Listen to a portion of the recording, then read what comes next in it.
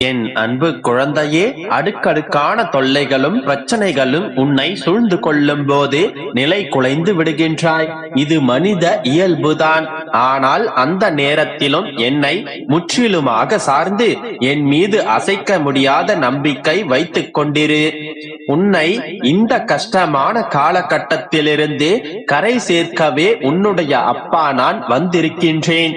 வா மகளே, என் கரங்களை பற்றிக்கொள். நீ தடங்கல்கள் என்னும் கடலில் கழுத்து வரை மூழ்கி இருக்கலாம். துக்கமும் வேதனையும் ஆகிய படுகுழியில் ஆழமாக அமிழ்ந்தும் போயிருக்கலாம். ஆனால் யார் என்னுடைய ஆலய படிகளில் ஏறுகின்றனரோ அவர்கள் சுகத்தின் மீது சவாரி செய்வார் என்று அறிந்து கொள். இப்பொழுது உன்னுடைய மனதில் இருக்கும் கேள்வி என்ன அப்பா இது? உங்களை அறிந்தும் வணங்கும் முன்பும் கஷ்டங்கள் இருந்தது, இப்பொழுதும் அந்த கஷ்டங்கள் தொடர்கின்றதே. அப்படியானால் நீங்களும் சோதனைகளை அதிகமாக தந்து நன்மை தர தாமதிக்கும் கல்மனம் கொண்டவரா என்று நீ என்னை கேட்பது எனக்கும் கேட்கின்றது. என் கண்மணியே, நான் அப்படியல்ல. சாஸ்திரங்களும் பக்தர்களின் அனுபவங்களும் இறைவனை தரிசிக்க வேண்டும் என்றால் பல காலங்கள் கடுமையாக தவம் செய்ய வேண்டும், காத்திருக்க வேண்டும், தியாகம் செய்ய வேண்டும் என்றெல்லாம் போதிக்கின்றன. ஆனால் நான் அப்படியா? நீ கூப்பிட்ட உடனே நான் வந்து விடுகின்றேன். உனக்கு உடனே பதில் சொல்கின்றேன். உன்னுடைய பக்கத்திலேயே இருக்கின்றேன். உனக்கு தான் என்னை அடையாளம் காண தெரியவில்லை. நான் உன்னுடைய தகப்பனாயிற்றே. நீ என்னுடைய செல்ல பிள்ளை. இப்பொழுதும் வலிய வலிய வந்து உனக்காக காத்து கிடக்கின்றேன். அடுத்து என்ன? எல்லாவற்றையும் மிகச்சரியாக உருக்கமாகத்தான் சொல்கின்றீர்கள். ஆனால் என் கஷ்டத்தை நான் இன்னும் துடைக்கவே இல்லையே என்று புலம்பிக் கொண்டிருக்கின்றாய். மகளே, நீ என்னை அறிவதற்கு முன்பாக பட்ட கஷ்டங்கள், அறிந்தும் ஆழமான நம்பிக்கை வைப்பதற்கு யோசனை செய்த போது இருந்த கஷ்டம் ஆகியவற்றிற்கும் இப்பொழுது அனுபவிக்கும் கஷ்டத்திற்கும் வித்தியாசம் உண்டு. முன்பு வந்த கஷ்டம் உன்னுடைய கர்ம வினை, உன்னை சார்ந்தவர்களின் கர்ம வினையால் வந்த கஷ்டங்கள். ஆனால் இப்போது நீ அனுபவிப்பதோ நான் உன்னுடைய கர்ம வினைகளை துடைப்பதால் உனக்கு ஏற்படுகின்ற கஷ்டமாகும். இந்த இருவித கஷ்டங்களுக்கும் வித்தியாசத்தை தெரிந்து கொள்ள வேண்டும். நீ என்னுடைய கையில் ஒரு பொம்மை மாதிரி. உன் மீதுள்ள அழுக்கை நான் எப்படி நீக்குவேன்? உன்னை ஒரு கையில் பிடித்துக் கொண்டு இன்னொரு கையில் அழுத்தமாக துடைப்பேன். அழுக்கு நீங்காவிட்டால் சுத்தம் செய்யும் துணியால் கூட துடைத்தெடுப்பேன். இப்போது உனக்கு வலி தெரியும். ஆனால் என்னுடைய நோக்கம் உன்னை வலியால் துடிக்க வைப்பது கிடையாது, உன்னை துடைத்து சுத்தமாக்குவதே ஆகும். இப்பொழுது உன்னுடைய கர்ம வினைகளை துடைத்து சுத்தம் செய்து கொண்டிருக்கின்றேன். முன்பு வந்த கஷ்டங்கள் உன்னை அழிப்பதற்காக வந்தது. இப்பொழுது என்னால் தரப்பட்ட கஷ்டமானது உன்னை நேர்த்தியாக்கி உன்னையும் உன்னுடைய குடும்பத்தையும் எதிர்காலத்தில் வாழ வைக்க வந்தது. என்னையே தஞ்சமாக கொண்டால் உன்னை முழுவதுமாக சுத்தமாக துடைத்துவிட்டு அலங்கார பொருளாக வைப்பேன். உன்னை பார்க்கும் போது பிறருக்கு பயமும் பக்தியும் மரியாதையும் கலந்தே வரும். நீ கடன் கேட்காதிருப்பாய்.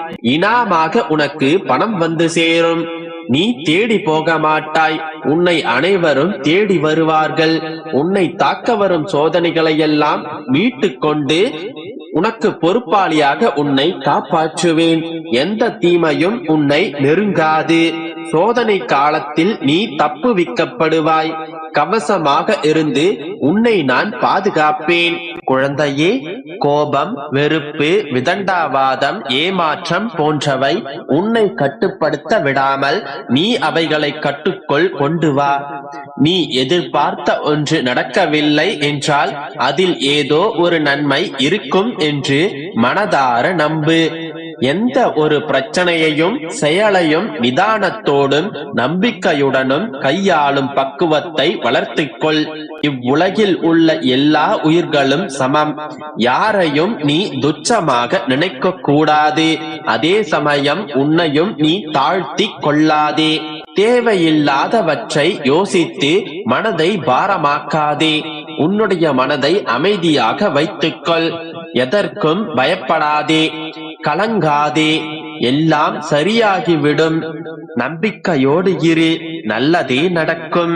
என் அன்பு குழந்தையே, மற்றவர்கள் பேசுவதையெல்லாம் நினைத்து கலங்கிக் கொண்டிருக்காதே. அவர்கள் பேசுவதையெல்லாம் புறம் தள்ளிவிடு. உன் அப்பா நான் கூறுகிறேன், நீ அதிர்ஷ்டம் வாய்ந்த என்னுடைய பிள்ளை. மஞ்சளும் மங்களமும் பொருந்தி வாழப்போகின்ற என்னுடைய பிள்ளை. நீ என்ன செய்தாலும் உன்மேல் நான் கோபம் கொள்ளவே மாட்டேன். நீ என் செல்ல பிள்ளை. உனக்கு பக்குவத்தை கற்றுக் கொடுக்கவே உனக்கு நான் தோல்வியை கொடுத்தேன். உனது சிந்தனை இன்றைய காலகட்டத்தை பார்க்கின்றது. ஆனால் எனது நோக்கமோ உன்னுடைய எதிர்காலத்தை பற்றியது.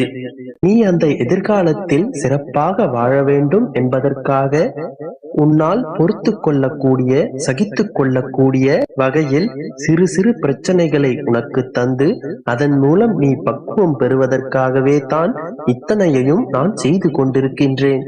இப்பொழுது நீ அனுபவித்துக் கொண்டிருக்கும் இந்த சோதனைகளும் கஷ்டங்களும் ஒரு நாள் சாதனைகளாக மாறும். அப்பொழுது நீ சந்தோஷமாக இருப்பாய்.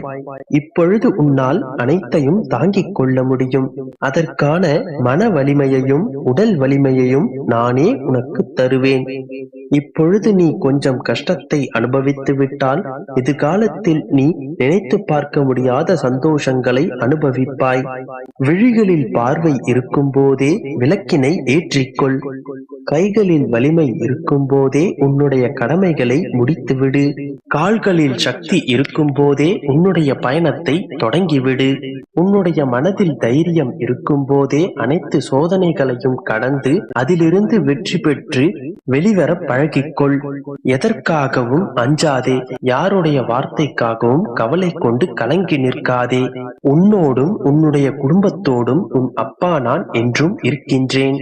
இவ்வுலகில் இன்பமும் துன்பமும் நிலையற்றவை. இன்று இருப்பது நாளை மாறிப்போகும். எனவே இன்று நடக்கும் சோதனைகளை நினைத்து உன்னுடைய எதிர்காலத்தை தொலைத்து விடாதே. தாமதமாகின்றதே, காலங்கள் கடந்து கொண்டே போகின்றதே என்று நொந்து போகாதே. தரமானது எப்பொழுதும் தாமதமாகத்தான் கிடைக்கும். ஒன்றை தெரிந்து கொள், உன்னை பலருக்கும் முன்னிலையில் உதாரணமாக வாழ வைக்கப் போகின்றேன். ஆயிரக்கணக்கானவர்களுக்கு உன் கைகளால் உதவும்படி நான் உன்னை வளர்க்கப் போகின்றேன். இத்தகைய உயரத்திற்கு நீ செல்ல போவதற்காகத்தான் இத்தகைய சோதனைகளை நீ இப்போது சந்தித்துக் கொண்டிருக்கின்றாய். ஆனால் நீ கவலைப்படுவதற்கு ஒன்றுமில்லை. உன்னை சுற்றி இருக்கும் கொடுமைக்காரர்கள், கொடூரர்கள் என்று எவருக்காகவும் நீ பயப்பட வேண்டிய அவசியமில்லை.